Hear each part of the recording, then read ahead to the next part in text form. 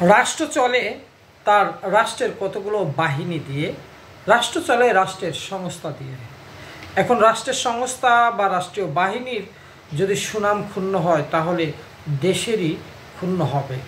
রাষ্ট্রীয় বাহিনী বা রাষ্ট্র সংস্থা অনেক সময় রাজনৈতিক দলগুলোর সঙ্গে অনেকটা আলোচনা করে খোলামেলা, অনেকটা আলোচনা করে গোপনে। হয়তো এই যে হাসনাত আবদুল্লাহ, সার্জিস আলম বা নাহিদ, আবার আসিফ মোহাম্মদ সজীব ভুঁইয়া, ওনাদের সাথে রাষ্ট্রের বাহিনী, বিশেষ করে যেটার নাম বারবার উঠে আসছে সেনাবাহিনী, রাষ্ট্রের একটি সংস্থা, তো তাদের কিন্তু কথা হয়, কথায় এটা সেটা ওইটা হতেই পারে। কিন্তু রাষ্ট্রীয় বাহিনীর সঙ্গে রাজনীতিবিদদের বা কোনো দেশের বিষয় নিয়ে যারা ভাবে তাদের কি কথা হয়েছে সেটা যদি সোশ্যাল মিডিয়ায় এক ধরনের পক্ষ বিপক্ষ নিয়ে প্রকাশ পায়, তখন সেখানে কিন্তু রাষ্ট্রীয় বাহিনীর সুনাম ক্ষুণ্ণ হয়। যখন সুনাম ক্ষুণ্ণ হয় রাষ্ট্রীয় বাহিনীর, তখন দেশেরও সুনাম ক্ষুণ্ণ হবে। এখন কথা হলো যে এই সোশ্যাল মিডিয়ায় তার যে কথাগুলো এসেছে এটা আসা উচিত হয়নি বলে অনেকে মনে করছে।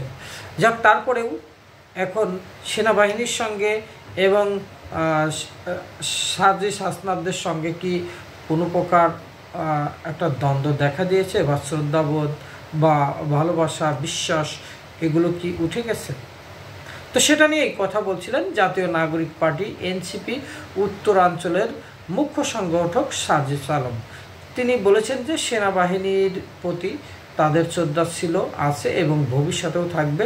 এবং সার্জিস বলেন যে সেনা প্রধানের বিরুদ্ধে তাদের কোনো অবস্থান নেই এবং অভ্যুত্থানের পক্ষের শক্তির মুখোমুখি অবস্থান দাঁড়াবেন না তারা।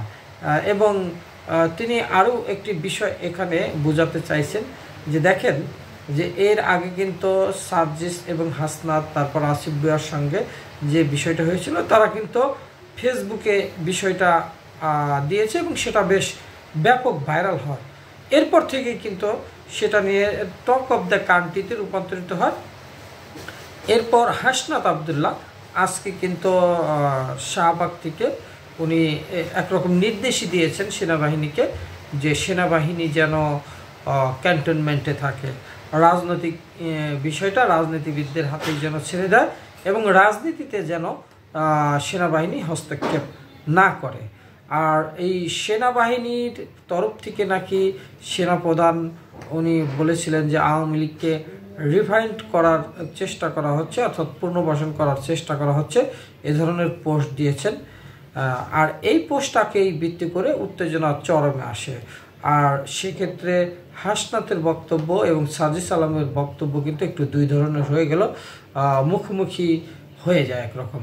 একদিকে সার্জিস আলম উনি কিন্তু অনেকটাই শ্রদ্ধাবোধ রেখে কথা বলেছেন, আবার হাসনাতও কঠিন অবস্থান থেকে কথা বলেছেন।